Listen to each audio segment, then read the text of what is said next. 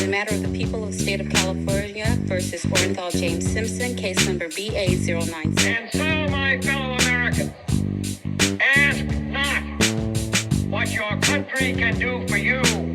Ask what you can do for your country. And we are back and firmly in 2024. Been Hi, great Taylor. so far. Hello. Has it been the best 24 for you? Been the best. Just the best. I am very excited about this year. It is going to be a presidential year, which is always Always fun exciting. Yeah. because politics is entertainment, and we like that. I know. We I like love it. that serious Yeah. topics are now subject to sound bites and TikTok clips. That's actually pretty good. I know. Cool. So, welcome to Doom to Fail. I'm Forrest, joined here by Taylor, and we are a podcast about the ever-evolving topic of what to cover on a day-to-day basis, although it generally has a tragic concept to it, or Yeah, a yeah, yeah. forlorn element to it, or something along those lines. So, as we iterate, just let us know if anything's resonating at all. If anything at all is resonating, we'll take it. Whatever Woohoo. you got. Sounds good. Sounds good. So I covered the lovely and toxic Salton Sea earlier this week. We are moving on to a topic that Taylor has chosen, which I do not know at all. So I'll kick it over to you, Taylor. Awesome. So I said water is our through line, and I'm definitely going to be drinking water as my themed drink during this one, because I want to talk about fire and a historical fire. There's a bunch of big ones, but this one I'm not going to make you guess because I just feel like there's a lot of historical fires, and I don't know. Do you know any? Chicago It's a and San fort. Francisco. Okay, neither of those. It's in Europe. It is the Great Fire of London in 1666. Taylor, can I give you another through line? Yeah. So with the Salton Sea episode, if the San Francisco fire hadn't happened, then they probably would have blocked it up and the Salton Sea never would have existed because there was a dredge they needed to dig out the canal and they Hmm. couldn't get it because the whole city was burning down. Oh my God, I can't wait for the water wars. It's gonna be real great, real fun, real Mad Yes. Maxy around here. Yes. Yeah, yeah, yeah. Fun. So, have you ever watched? This is funny. Have you watched Tacoma FD? It's on HBO and it's gonna be on Netflix soon. No. It's great. It is by the Broken Lizard guys who do like Beer Fest and Yeah. Super Troopers. Yeah. And they're amazing. And I just wanted to shout that out because I really love it. So I've been learning a lot I've been watching this fireman show. I've watched it. We've watched the whole thing twice. It's just really, really funny. So shout out to that show. But today I'm going to talk about the Great Fire of London. It destroyed 5/6 of London. So most of it It's a was big, destroyed. big swath. Big swaths. So first let's talk about firefighting and fire-dependent societies. So we're so lucky that we don't have to have an open flame constantly in our homes. Like most of the world for history, like you had candles and you had fire and it was just so dangerous and there was so much fire around. Like I have a gas stove and matches just in case there's an emergency, but like I don't have a fire constantly. As soon as it gets dark outside, I don't need to like light 100 candles, you know? I've been lighting candles this week because I like them. That's different than like needing them, you know? It's true. But also remember the Zappos guy died in that like shed lighting candles and drinking vodka? Wait, the Zappos guy's dead? Yeah, like the guy who had like started Zappos, he died and like because he loved expensive candles and vodka and he was like in someone's shed and like fire is dangerous is part of my point. Still is, but we're not Oh dependent my on it the God, way you're we right. used to He be. did die. Yeah, isn't that horrible? Wait, he died in a shed? Yeah, it was like in like the Hamptons. He was in a Something house like that. fire in New London, Connecticut. Nobody knew who he was because he was burned to a crisp, but he became trapped in a pool shed during the fire. Oh my God, my table stand is moving. It looks like your chair is going down. Isn't that awful? So yeah, fires continues to be very dangerous if you're not careful. He was Please be careful. 47 years old. Can you imagine being He like had a a lot going on. billionaire, No. 47 years old? Like, God. Yeah, absolutely horrible. So yeah, so fire's still super, super dangerous. Also, it's really dark. And so there is like a book that I have called The Invention of Murder that I've read part of, and it starts off talking about like Victorian England, but like as soon as it got dark, it was dark people would like get lost in the streets all the time. Like you couldn't see anything in a lot of these places, like as soon as it was dark. So you had to have candles constantly. And like the street lamps were fires, all those things. You know what I Yeah. mean? Um, so even now, my mom was talking about it. We're all getting this Instagram ad for a fire blanket to like put over your stove if it catches on fire to like kick it go out. Because like we don't even know how to use our fire extinguishers. Like we should remember how to use those. But for most of history, everything could have caught on fire. And people, as cities began to build, obviously people living closer and closer, and there's way more chance that everything's going to go up in flames. And then also water. This is like our through line. Water is really heavy. It's hard to get water places. Like even when they have those big forest fires, you can't just like douse it with water. It just like doesn't happen. And I did look up because I wasn't sure what it was that you know how planes drop that like pink stuff on Yeah. forest fires? That's actually a chemical called Phos-Chek, Phos, Phos-Chek. It's a fertilizer-based liquid, and it coats the vegetation in a fire-resistant layer. That's not to put out the fire, that's to stop the fire from going any further. And there's Okay. also like, yeah, and there's also like a ton of stuff that like, some things are controlled burns and some things need to be, set on fire to be able to like have the land grow and all those things. But it's really hard to put out like a huge fire is part of the point. And they can just put a wildly small amount of water on it at a time. Yeah, Yeah, you don't put a fire out, you exhaust its ability to keep firing. exactly. Exactly. So let's talk about how we've done that, like around history. So I have a little bit of like a history of firefighting. In ancient Rome, there were volunteers who would use um, they would watch out for fires. So like in all these stories, like before communication systems, someone would like ring a bell and be like, there's a fire over here, and people would like come and like try to help. So they started doing that in ancient Rome. Obviously, they did it before. In medieval Europe, there was fire brigades, which are also mostly volunteers, and they used like buckets of water. There was some like spraying devices that they had, but they had to like fill carts with water and like get it to the fire, you know? Um, do you know, and then also this is when around the medieval times is they started to do hook and ladders. Have you heard like a hook and ladder company for like a fire thing? No, but I Have can you heard that assume it's a term? ladder that has a hook on it that you can like settle on things, right? That's what I thought it was, but it's actually not. So like a ladder, obviously is a ladder, but the hooks are for pulling buildings down around the fire. So as soon as like a house catches on fire, the hook is made to pull the houses around it down so the fire cannot spread, like you were saying. Oh, Does that make sense? interesting. Yeah. Wait, so if my neighbor's house caught fire, they would destroy my house? Yes. That seems a little harsh. It sucks. But like you'd have to because your house is so close together, you know? That's why you got to move to Texas, where nothing is close to anything. Yeah. Yeah. Otherwise, I mean, especially like I'll tell you a little bit about how the houses looked like in 1666, but they were just like unbelievably close together. Um, there were also like brigades. I'm sure you've heard of that, where you like pass a bucket down and do that. I mean, it takes forever, but it's still like it happens. Um, Formal fire departments started to come in like the late 1600s because of this. The first fire department in the United States was founded in Boston in 1678. In the 19th century, the steam-powered fire engines were really helpful. And then obviously now you have like your gigantic fire truck that can hook up to the sewer system and do all those things, right? I don't think that's sewer water that they Not the pour it. sewer system, but like, like it's the same thing. Like that's what it's called. It's called the sewer system.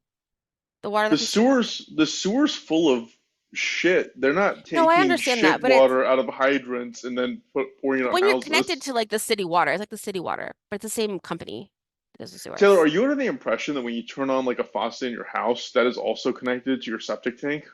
No, it's just that I think it's all the kind of the same thing. What kind Taylor's of Googling. water is in fire hydrants? I think it's like Uh, the same thing. at the very From worst, I would it's assume it's like gray water. it's just it's regular drinking water, but it comes from the whole system of water. Like the sewer system isn't separate from the water system. It's the same group that does it, right? Let's carry on. Okay, I don't care. Um, We're gonna anyway. be stuck on this topic for like way too long. Um, so another thing that came out of this was actually the invention of fire insurance. The first insurance company in London was the Fire Office that was established in 1680, and it is the origin of modern insurance because they didn't really have that before this. But then they started to like do that, and they would do things obviously that like is super fucked up. Like houses that were insured would have like a little mark on them, so that firefighters would prioritize those houses over other houses. It's still fucked up. Like insurance is like such a scam. Like if something goes wrong, they will never pay or take forever to pay.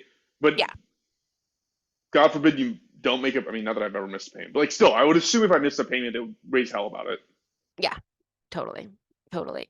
I mean, we had a guy come when we had a leak in our roof and he gave us a good quote, but it was a pain in the ass. Wait, We had to with get your fixed. insurance company? Hmm. So you call the insurance company and then they sent somebody? Hmm. Yeah, get your own quote. They're gonna send someone cheap. No, no, no, no, no. They sent a guy to look at it and then they sent us money to pay for it however we wanted to. No, fun. Okay, Yeah, well, which you have good which was nice. insurance. I do. Um, so anyway, so we're in London. So that's kind of like the history of firefighting. It's obviously hard, and as like cities are being built, it's getting harder. In 1666 in London, it is the Restoration period. King Charles II has just been crowned. He's a new king, and right before this, Oliver Cromwell had been um, in charge of England, but he wasn't a king, and he had been in charge of killing Charles, not in charge, one of the people who had signed the death order over Charles I. So all this stuff that I don't know, but it's tense. And people think that like the Cromwellians are going to come back and like fight for power. So it's still like tense politically. They're also just out of the plague. So the plague killed a shit ton of people and it's still around. Some people claim that the fire is the thing that stopped it for good because it burned down and it killed a bunch of rats, obviously. But people, it was already kind of waning down and people were starting to recover from it. But that had been like obviously super traumatic. A ton of people had died, you know.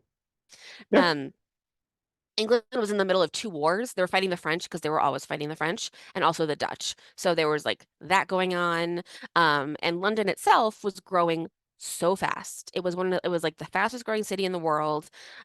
There were different parts like Westminster wasn't officially a part of London, but it like became a part of London. It was a lot of sprawl going out. There was still the Roman wall around a lot of it because the Romans left in 400, but the wall was still there. it's crazy. And yeah, and like do you remember how they left and then the English didn't know how to fix anything, so everything just kind of collapsed because they like didn't know how to do how to fix aqueducts. They didn't know how to maintain the wall. They didn't know how to do anything else, so they just kind of like collapsed into the Middle Ages because Jeez. the Romans left. So, but London is huge. So there's anywhere between like 250 and 450,000 people in the city, which is pretty major. And there's also a ton of people that are in and out of the city during the day to like trade and do things. So it's very, very busy. There are pipes that run water through the city, but there's not like a modern like pipe system. Um, the houses have a lot of they're made out of wood, have a lot of thatched roofs, and this is when like they rebuild it a lot in stone, but it started off being, made of wood. And they're also growing in a way that like, have you ever seen a picture of an old house that has like a smaller first floor than the second or third floors? Oh yeah, yeah. You know what I mean? Yeah, Because like the we only way, we did we like just talk about that? About there was a house you showed me, like an old house, and it had been in someone's family for like 1,000 years, and the bottom was like this narrow little thing, and the top was like this big old. I don't remember, but I know Maybe I what. just looked at houses for myself. I don't know. Yeah. But like, but you can picture it. And so like what that meant was, so they were trying to like get more space, obviously. So they would build up and they would build out. So in the middle of the roads, the houses were getting closer and closer where you could like shake your neighbor's hand through your bedroom window over the That's street. kind of fun. I would like to live there. Um, but it's not fun because it's gross and really dark, Why is it gross? like because there's poop everywhere because it's 1666. And Ah, the there's poop like, everywhere. so, because there's poop everywhere. And there's also like, so there's no sewer system. There's no way to get the poop out. The poop everywhere. It smells bad. Obviously, history smells terrible. And it's really, really crowded and there's no fresh air, because there's no fresh air. You can barely see the sky when you're on the street in the middle of the day. Yeah, it's not great. I Yeah. always wonder how people back then were intimate because, like, it sounds disgusting.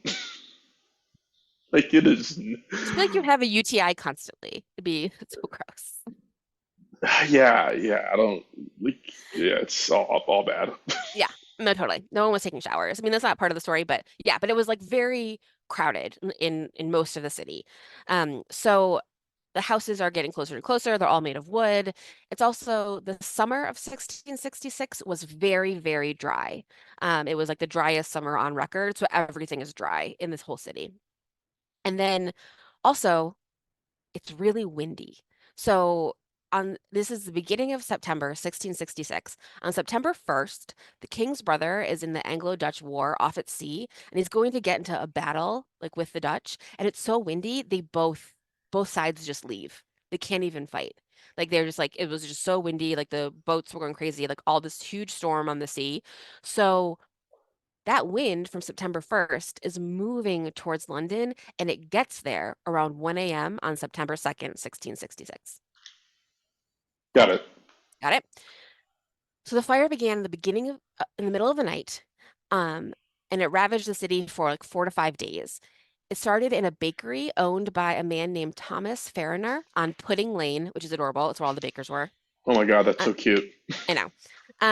And it was probably someone forgetting to put out the fire, which happened all the time. So this is like the Swiss cheese model that we talk about of like Hmm? things that have to go wrong. So like it's really fucking dry. This wind is like a huge wind that they haven't seen in a really long time. And someone in the bakery forgets to turn off the oven. Yeah. And so there starts to be the fire starts in the bakery of Thomas's house. And so he obviously lives on the top floor. And so him and his family go to the top floor and they escape to their neighbor's house via that top window that's really close to each other. Aw, But their maid is afraid of heights and she won't go. And she's the first person to die in the Great Fire of London, which is very that's sad. sad. Yeah. So right now, the thing to do would have been to grab the hooks and pull down the houses around the bakery. Like that would be the answer, and then it would stop burning. And they do that all the time in London. There's fires all the time, you know? Are houses that flimsily built that you could just poke it with a stick? Well, they're like, I think so. It's like wood. I don't think they're putting it with a stick. I think you're like hooking it onto the top and like pulling it down with a group of people. I think. Okay. Because when I Yeah. was in And it's Ireland, I was like amazed at like the quality of things. Everything there was like 7,000 years old, and you look at it and it's like still standing, and it looks impenetrable. So I guess you have to like weaken it and like structurally before you can do any of that stuff. yeah, I'm sure there's like other things that they did, but like yeah, the hook was to pull it down, and that was like you said earlier, that's like the way to stop the fire is to stop, give it nowhere to go. Yeah. And that way you can stop it. And we did that all the time. But the problem is that in this part of London and in most of London, most of the houses were rentals. So the person who owned the house didn't live in it. They rented it to someone else. So when the Lord Mayor, Sir Thomas Bloodworth, who was the guy in charge of London, he was called to make a decision, and he said, it's not that bad. Just let it burn out. Don't tear down any of the houses because we can't find the owners because the owners aren't physically there. It's just people who are renting the houses. So to save the properties, allegedly, he's like, let's just leave it. And he goes back to bed. It's like 1 in the morning, he leaves. And so everybody else is just like watching this fire happen and they can't do anything about it because they're not allowed to tear down the houses that they would usually do. So the city did have some fire breaks, which were like places where there was that space between it, but they weren't enough to contain this fire. There was also a shit ton of flammable stuff in the city. They had just they're coming in and out of wars all the time, so there's like storehouses of gunpowder all over, and things that are like primed to explode in different It's places. not good. No. So there's also a lot of like books and papers and things that are like really highly flammable. Everything's made out of wood. We know a lot about this from a man named Samuel Pepys. He was a nobleman who knew the king, and he wrote a journal. And so his journals you can like read now. It goes like his day to day. And he watched it happen from across the Thames, and he was like, "Why aren't they pulling things down? Like this is getting bigger and bigger. I can see this happening." So he went to the king because he knew the king, and he told the king, "You have to start tearing these buildings down." And the king said yes, and like overrode the mayor. So they were finally able to start pulling things down. Um, your question? Are we just gonna like gloss over the fact that the mayor of London's name was Bloodworth? That's a pretty cool name. Like, it sounds like he brushes his teeth with battle axes. I know. I think actually he's kind of lame, unfortunately. So he doesn't live up to his name because he could have like been a hero. He definitely is not the hero in this story. You're looking out for like a few landowners instead of like the Yeah, entire city, which is his yeah, job. yeah, 100%. So people start fleeing because like this part of the city is very obviously on fire. The official death toll of the Great Fire of London is 6, which I do not believe. There's no way that only 6 people died. Yeah, because Um, they're not counting orphans, maids, exactly. like Yeah. Yeah, they're not counting the poor people. I mean, they couldn't count the poor people. They didn't have a list. You know what I mean? Like I feel like they probably had like a rudimentary list of people for tax purposes, but like there's no way only 6 people died because people also start to like they could potentially have been cremated because this fire in the center was so hot. And there's like a piece of pottery that was found like in the center of it like later by like archaeologists, and like that piece is was heated up to like 2000 degrees, like crazy. People could have just disappeared, you know, and I'm sure they did because so and people would do things like they would move their things a mile away. So I'd be like, I'm gonna bring my stuff over to your house, Fars, and then the fire would get to your house, and we'd be like, shit, and we like move our stuff again. So people were like moving their things, and they were really focused on like saving their property and their physical things rather than putting out the fire, like a lot of people were. So there were also then carts and boats that were upping their prices to bring people out of the city. So like being like, where it usually would cost like, you know, 30 bucks for an Uber. Now it's $6,000 adjusted to our time. So like jeez. people are really taking advantage of other people. And there's a big jam at all the gates of the city because some carts are trying to get in on this good deal, and everyone else is trying to get out. So there's a lot of like that where I'm sure people died in that like melee, like Yeah, of people are course. panicking and then getting out. Um, so, and of course, also there was looting. People were like, stealing stuff from houses, like as they burned down. There's also, I'm sure, a ton of human stuff like assaults and panic and like things that, no one wrote down because they died. So I'm sure there's like a lot more people that died. Um, at one point, all of the booksellers moved their books to the crypt in St. Paul's Cathedral because it was made of stone. And they were like, we'll move all of our books into this crypt so that they'll be safe. But the ceiling, the roof was wood, and the wooden roof caught on fire, collapsed into the cathedral, into the crypt, and all the books went on fire. So it was just like a fireball of all the paper. Yeah. So all that's happening. The Royal Exchange is gone. That's like the bank. And then, of course, people start to be like, what happened? How did this happen? Whose fault is this? And of course, they start blaming, Bloodworth. yes, no, immigrants. Oh, of course they're not gonna blame Bloodworth. They're gonna name No, Giuseppe. so they are like in the middle of it, which I totally understand because I have been in the middle of a terrorist attack and you don't know what's going on, you know? Yeah. And but people were like, is this a terrorist attack? They had actually just burned some Dutch cities. So they're like, is this revenge for the cities that we just burned during this war that we're in? Um, it like sparked a huge, obviously, like fear of the other. They were saying that like the baker where it started, he was Dutch. He wasn't, but that rumor started like immediately. They were blaming other people. And then another thing that would happen is like obviously it's still super, super windy. So sparks and ash and stuff would fly to different parts of the city. So you see fires starting all over the city in different places. And it looks like potentially there could be like an arsonist, like someone bombing different parts of the city, and that's really fucking scary. The people start thinking that that's happening. I love that back then it was the terrorist angle was just like they're a slightly different version of like Of white. white than we are. Like Hmm. Hmm. like like what is the actual difference that you guys are fighting over? Oh my Dutch God. and the British both have terrible food, terrible climates. Like what is it? Selfish. And also Catholics. It could have been Catholics who were doing it. At this point, they hate Catholics, but that goes back and forth, over and over again. But Jeez. all of that is happening, and this is like a huge thing. Um, Also, everyone is really tired. It's been like 3 days. You can't take a nap in the middle of this. you know? So like they're not making good decisions. They're not prioritizing getting rid of the fire.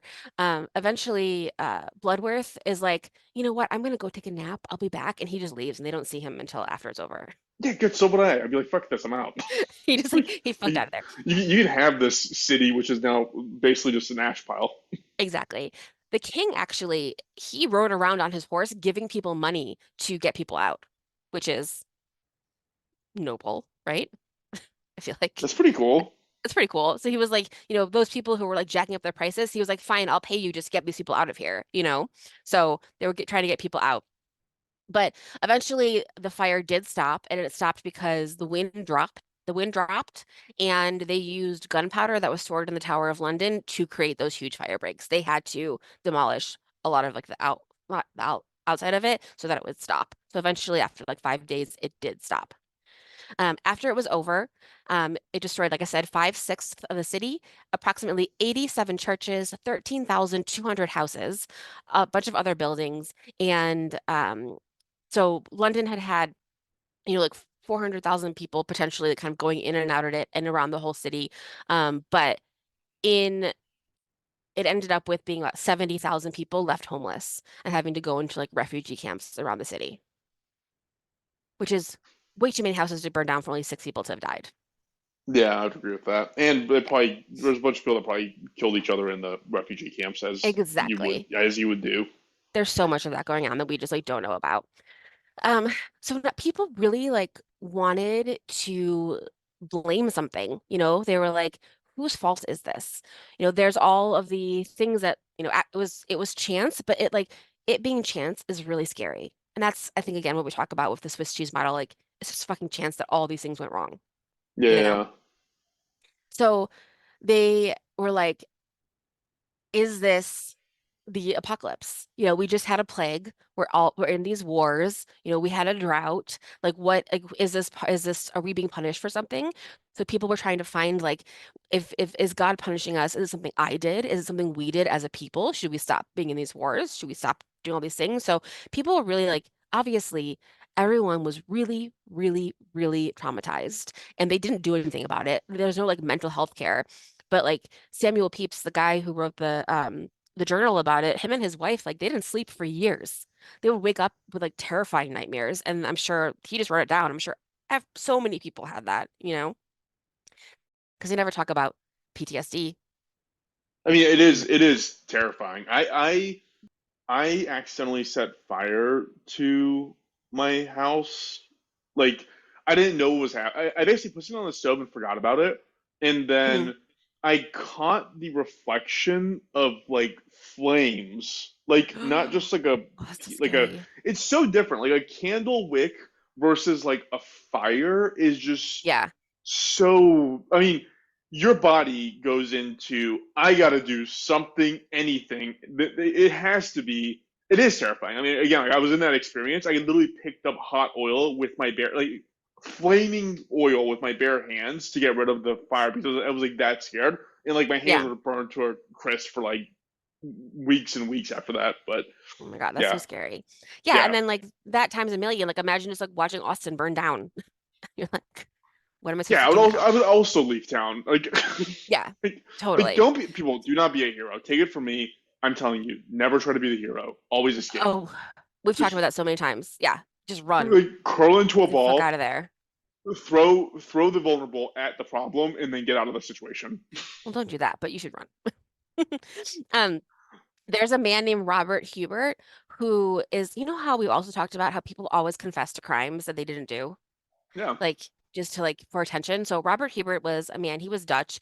He said that he did it, that he started it, and he like went to the baker's, like where the baker's bakery was, and he was like, I did it here. And the baker signed off on that guy's execution, and he was executed for it. But he didn't do it. It was an yeah. accident, Let you him know? have it. If he just wants peace, let him go to hell.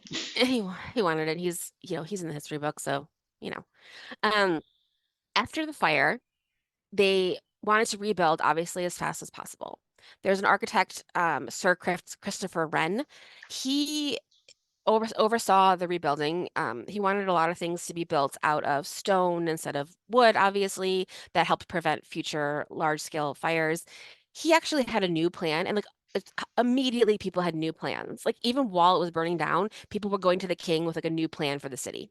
Like they were already people wanted to be the architect of the new London, even as it was still burning. Um, Christopher Wren had a plan to rebuild it like a little bit more, like have more wider streets, like boulevards, things like that. But people just wanted to get back to their life, so they just rebuilt on their old plots. And a lot of the way London is now is the way that it was then. Like they like kept the small lanes and all of that. Um, Wren did redo St. Paul's Cathedral, which is beautiful, and that is still there.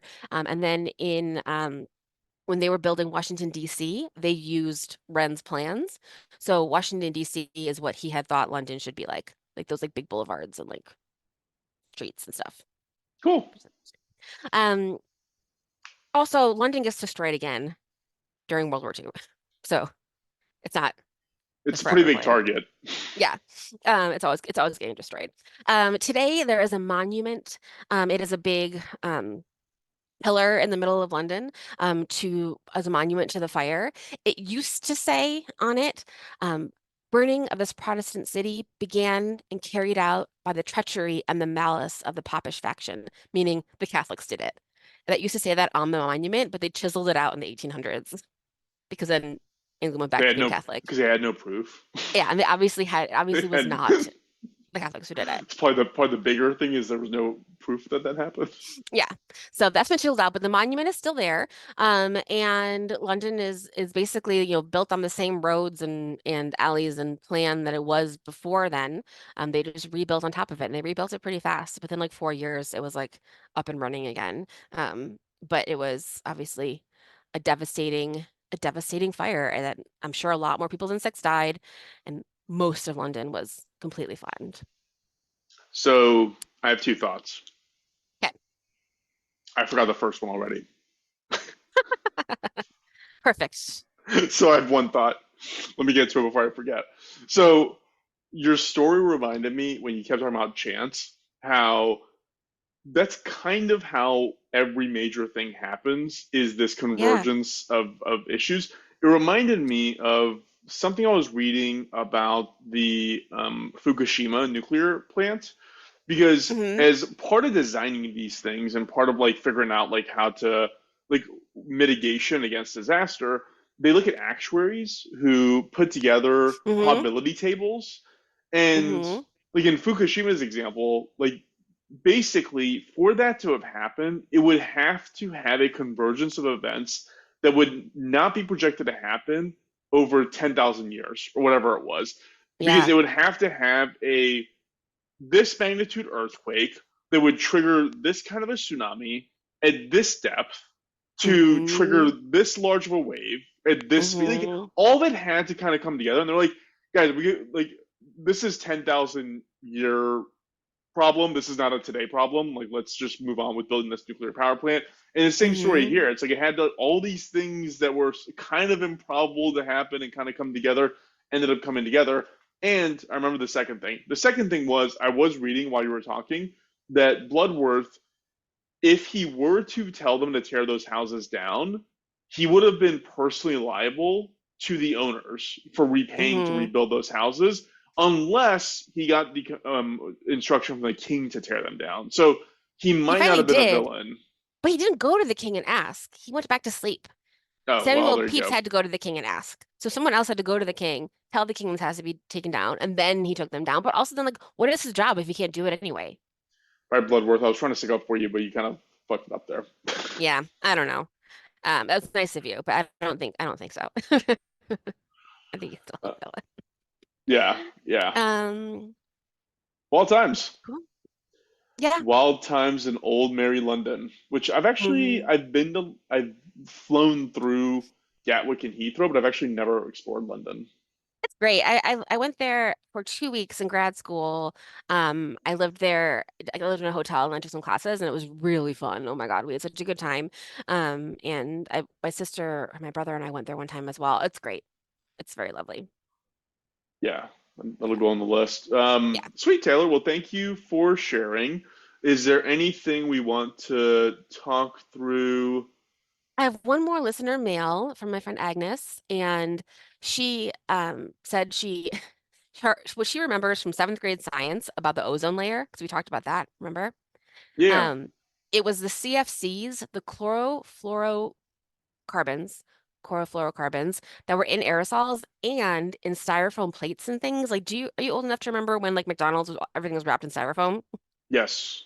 It was like particularly bad styrofoam, and then that was stuff that was in the aerosols. So once they took that out and made the aerosols work differently, the ozone layer kind of fixed itself, and it's almost back to normal, Good. which So is kind of styrofoam interesting. was the problem mostly.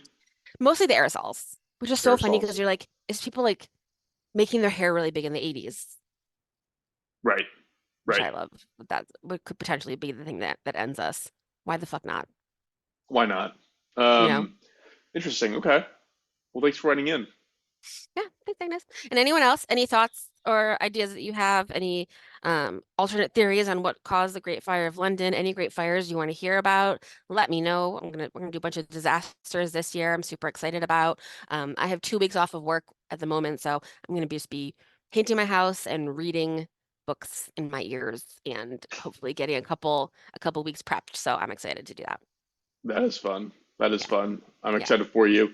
Thank you. Awesome. Well, we are kicking off 2024 with a bang or a fire, and we'll see where the rest of the year takes us. You know what I was thinking, Taylor? I was just reflecting on the fact like so much crazy stuff happened this year, or I Hmm. guess last year, 2023. I was thinking about the Titan sub, and I was like, you know, at the start of the year, nobody even knew what this was, I remember thinking to myself like, wait, you can just pay money to go down to the Titanic. Like I know. it was the whole thing was so new, and now it's just like accepted fact. And I'm like, what is gonna happen next year? Like That's so what's true. coming? What crazy shit are we in for? Yeah, you're right. Fingers crossed that it's not the end of the world. Hopefully Yellowstone doesn't erupt, but shit, who knows? What kind of Have you seen the videos this week of all the waves in California going like over the piers? No. I've seen like a bunch of videos. I don't know how prevalent it is, but of like people standing on the like different piers like next to the ocean and the waves are just like coming up and they have to like run from them.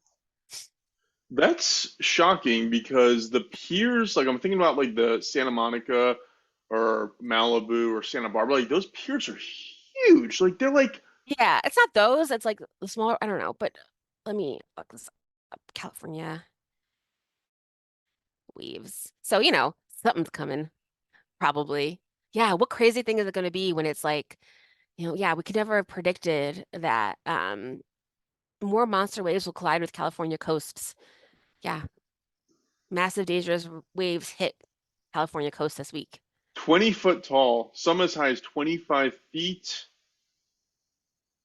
with expectations being some as high as 40 are going to impact the area. As high as a telephone pole, which, yeah, I mean, that's as tall No, as those piers are in Malibu. yeah, that's real scary. I always am nervous about those beautiful beach houses. I'm like, I don't know. You're so close to the ocean, it can kill you in a minute. It's worth it. Yeah. Doing a heartbeat. Sweet. Well, if you have any predictions for next year, what the Yeah. crazy news is, I'm gonna play a bit of bingo and say, I don't know. It's so predictable, right? Like it's a hurricane, fires, like it happens every year. Like I don't know. There's no bingo to be This played. this also reminded me of like one of the saddest things is listening to podcasts from early, like the end of October, 20, what was it, 2016 when Trump was first elected, because everyone's like really excited, and then like the next one they're like sad. Like it's like some of the ones I listen to, that they're like woohoo, and then they're like, so how's it going? Yeah, it's gonna be a wild one. I do Get want to me. shout out. I do want to shout out Hero of the Week. I'm gonna do this. Sure. I'm gonna add this segment. Hero of the Week, Gypsy Rose, released from prison. Thank God. I have no idea why she was Oh ever even yeah. sent to prison. Like, we should all just give her like a GoFundMe account and just every month deposit money into her GoFundMe because I can't like.